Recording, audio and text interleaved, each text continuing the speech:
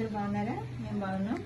ఈరోజు ఏ రెసిపీతో మేము ముందుకు వచ్చామంటే, చల్లగా వర్షం వస్తుంది, మబ్బేసింది, వర్షం వస్తుంది, చల్లగా ఉంది కాబట్టి వేడివేడిగా బజ్జీలు వేసుకోవాలనిపించింది. వేడివేడిగా బజ్జీలు వేసుకుని ఎలా వేస్తాను అంటే మీకు చూపిస్తాను, ఓకేనా? ఇగో శనగపిండి వేసా, చిటికెడు కొంచెం సోడా వేసా, శనగపిండి వేసా, కొత్తిమీర వేసాను, పచ్చిమిరపకాయ బజ్జీలు,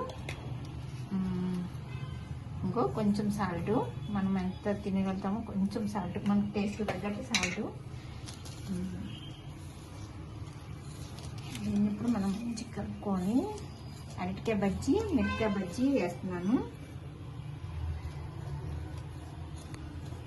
సరేమా, మంచిగా ఇలా కలుపుకొని, ఎంత బాగా కలుపుకుంటే అంత బాగుంటుంది, అంత బాగా వస్తుంది బజ్జీ. బాగా సాఫ్ట్గా కలుపుకుంటే చాలా బాగుంటుంది.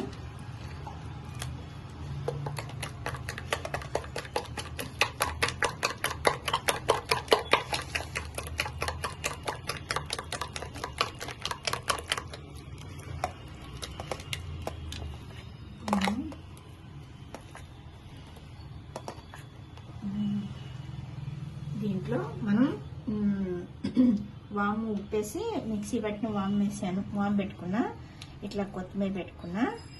ఇది చిన్నప్పుడు మా నాన్నగారు, మాది స్వీట్ షాప్ కదా, మా నాన్నగారు అప్పుడప్పుడు బజ్జీలు అవి మక్కలు పెట్టి వేయించేవారు దగ్గర. ఇప్పుడు బజ్జీలకి ఇలా పెట్టి వేపిస్తే ఎంత బాగుంటాయో అసలు, చాలా బాగుంటాయి అసలు, సూపర్ ఉంటుంది.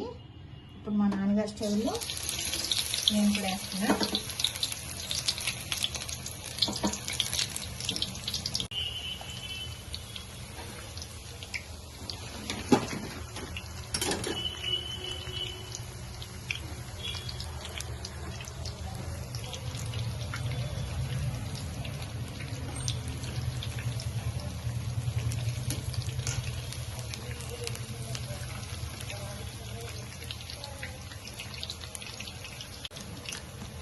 అరటికాయ బజ్జీలు నేను పిండి ఎక్కువ పెట్టుకోవద్దు, కడుపు ఉబ్బరిస్తుందని పలుచగా పెట్టుకున్నా. అరటికాయ బజ్జీ, మిరపకాయ బజ్జీలు చూసారా? ఇదిగో నేను మిరపకాయ బజ్జీ ఇలా చేసుకున్నా, చాలా బాగున్నాయి, సూపర్ ఉన్నాయి. ఎలా ఉన్నాయో మీకు టేస్ట్ చేసి చెప్తాను. ఇలా వేసుకుంటే చల్లగా ఉన్నప్పుడు మనకి రౌండ్ కావాలంటే రౌండ్గా, ఎలా కావాలంటే అలా వేసుకోవచ్చు. అది సన్నగా ఉంటాయి, తిన్నట్టే ఉంటుందని నేను లావు వేసాను. మనకి ఎలా కావాలంటే అలా వేసుకోవచ్చు, మనం తినేదాన్ని బట్టి మనం మోడల్గా మార్చుకోవచ్చు.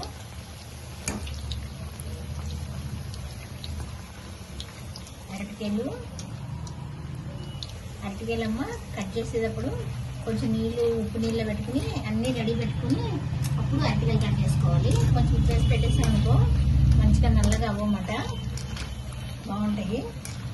ఇలా చేసుకొని మీరు కూడా పిల్లలకి ఇంట్లో స్నాక్స్ పెట్టండి, శుభ్రంగా తింటారు స్కూల్కి వెళ్ళొచ్చి.